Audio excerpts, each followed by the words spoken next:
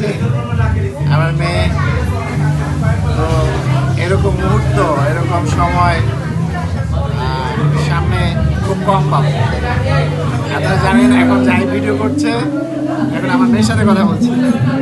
এই সিচুয়েশন, এই মুহূর্ত আমার জন্য সবচেয়ে দামি। আমার মেয়ে তো বড় হয়ে গিয়েছে, জাইবও বড় হয়েছে, কিন্তু জাইব তো ঢাকাতে আছে, হারিয়ানা চলে যাবে উচ্চ শিক্ষার জন্য, পড়াশোনার জন্য। সবসময় তো শুভকামনা থাকবে।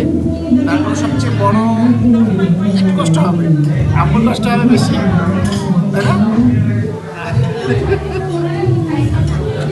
আম্মুর কষ্ট হবে বেশি, কিন্তু বাবার একটু কষ্ট হবে। বাবা তো একটু কঠিন মানুষ, এই জন্য বাবা তো একটু প্রকাশ করে না, তাই না? বাবা প্রকাশ করে কম। হ্যাঁ, কিন্তু সবচেয়ে বড় কথা হলো দোয়া। বাবার দোয়া, আম্মুর দোয়া, সবার দোয়া থাকবে তোমাদের জন্য।